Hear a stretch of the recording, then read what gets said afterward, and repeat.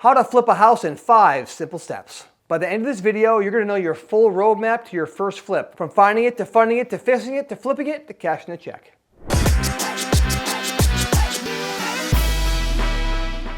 In this video, I'm going to simplify the entire process so you can feel very confident about going after your first flip. Don't overcomplicate flipping.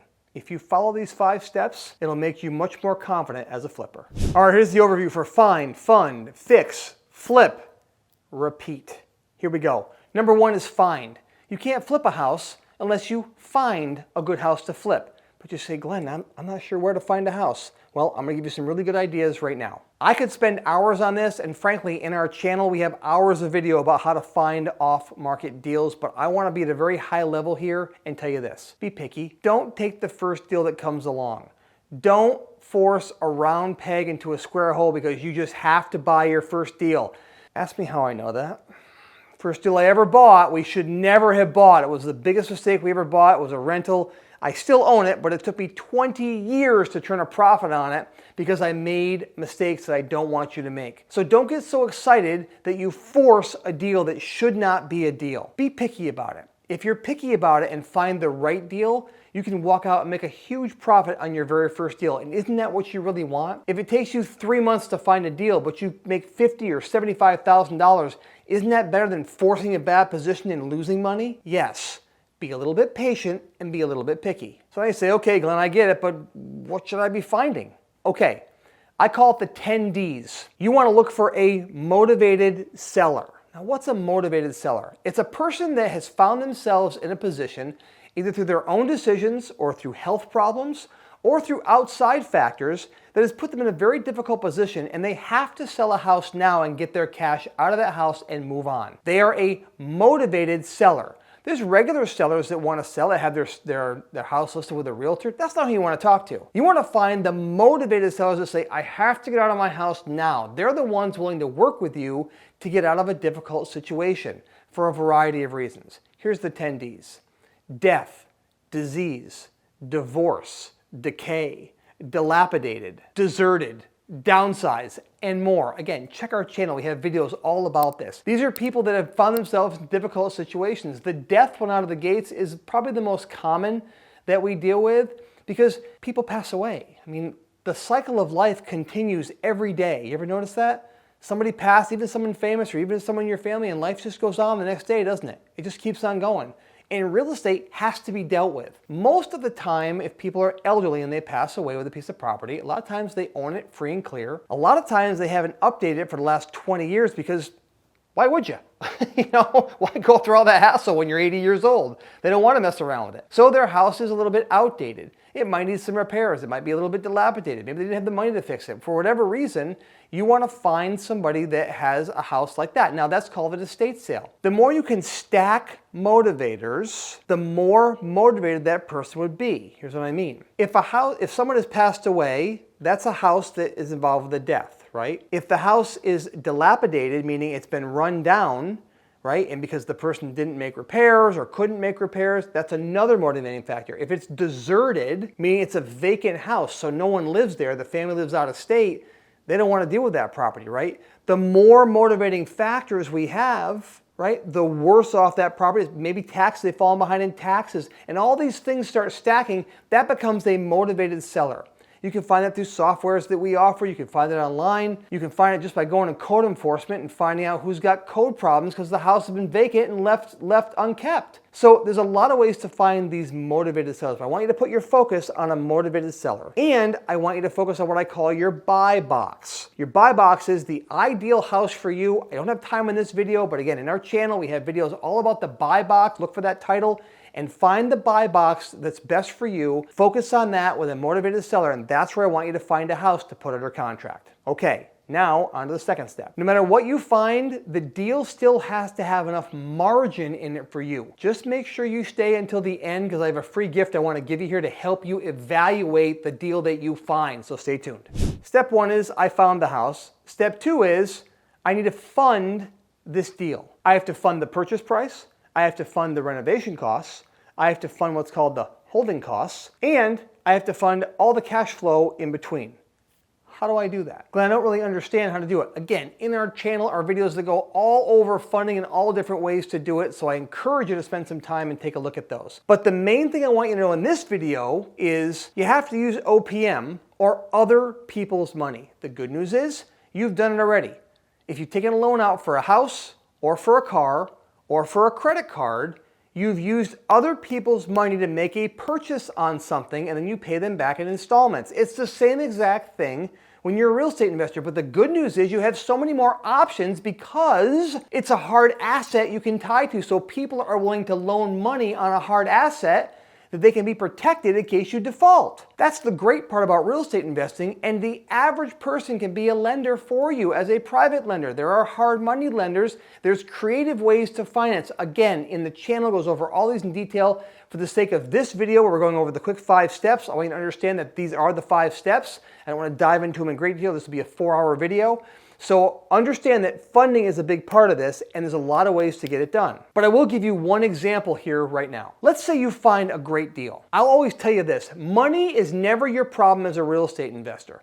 Finding the right deal will always attract money because people are willing to invest in great deals. So you focus on finding that deal, and then even I can help you find the money. It's not that complicated. Now let's say you have a hard money lender that loans you 80% of the purchase price and 100% of the renovation costs of that project. Great. But you say to yourself, you loan me 80%, what about the other 20%? Well, if you happen to have that money, let's say it's $30,000. If you have that money laying around, great, you can use that. But you could also borrow against your investment account, borrow against your life insurance, borrow against the retirement plan you have. You can borrow off a home equity loan to cover that. You could use a credit card advance for $20,000 or $30,000, or you could use a private lender and just give money. You could borrow money from a friend or family member, someone that wants to be a lender in your deal, and give them a huge percentage back of the profit, or just give them a high percentage rate on their return. There's a lot of great ways to get this done if you're just creative enough to figure out how to use OPM or other people's money to do the entire deal. But never let money hold you back, as money's never the problem. All right, we found it, we funded it, now we gotta fix it. Do not go get your hammer and your tool pouch. Nobody wants to see that, and you shouldn't be doing it, okay?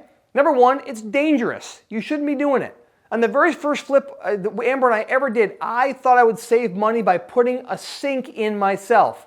And as I was reaching up, if you've ever put a sink in, you're with me on this, I had to reach up under a sink in a very awkward position to get the nut on the cold and hot water faucet to try and get the faucet in, and I tweaked my back, and you know it's been 20 years and my back still isn't right. Never could get it right after that day, so it wasn't worth the $100. That's number one. Number two, you want to spend your time doing the things that are most valuable, which are finding new deals. You want to hire out everything else. You want to hire licensed contractors. You want to hire subcontractors. You want to buy the material yourself if you can. There's a lot of things you can do to make your life very simple in a flip. But you should not be doing the work yourself. The biggest thing that held me back early on, I thought I had to do the work myself, and I'm not a contractor. I knew enough to be dangerous, and that's all I was dangerous. The minute we started hiring other people to do our work, I had a life again. I could actually do what I wanted to do with my days, and people were out working for us, and we made more profit because it was done faster. People don't understand that, but the job will make you more money if you hire your labor out. Here's some tips on contractors. Do not let them run rogue. I have more coaching sessions with people that say, my contractor took advantage of me. No, you let them. You do not let contractors run the job. You run the job. It's your project. You're the business owner. You're the homeowner. You have to run that job through having a scope of work, through making a payment agreement with them that says that you will not pay them until a phase is done.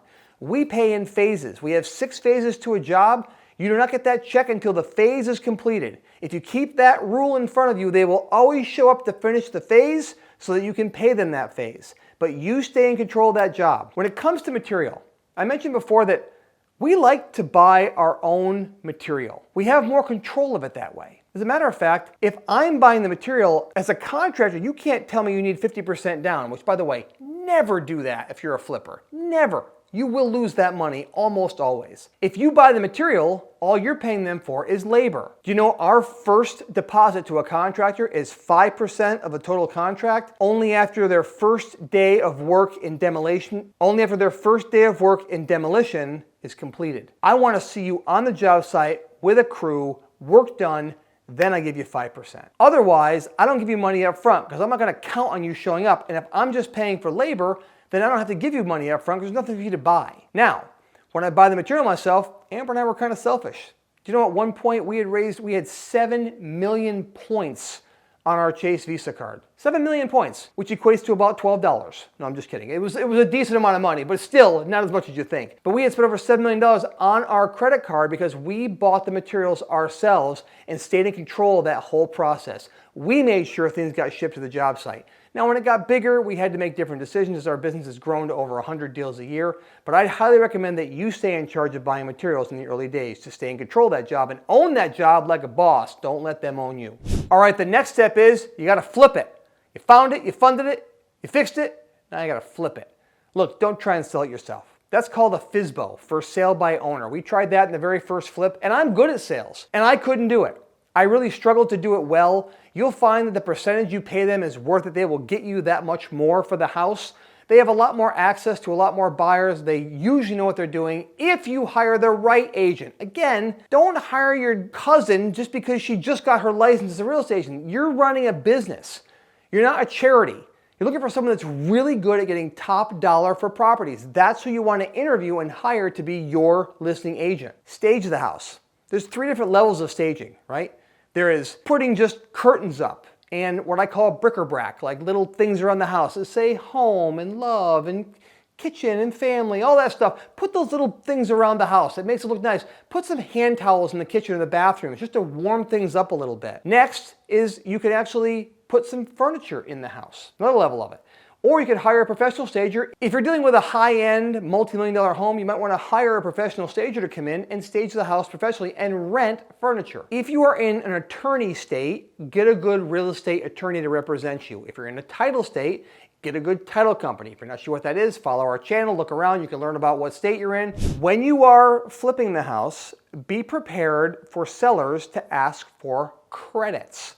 Sometimes they expect a brand new house build and you may have to negotiate through those credits. This is when having an agent as a buffer is really nice. I want a new roof put in the house. No, I'm not gonna give you a new roof. I'm gonna back out of the contract. Well, you have to decide. You have to call their bluff. It becomes a game when you're negotiating. Sometimes you give $1,000 here and there, it makes them happy and they walk away and everybody's happy. But there might be credits they need during repairs, during inspections, and it's important to have your agent there that can negotiate any kind of credits for you.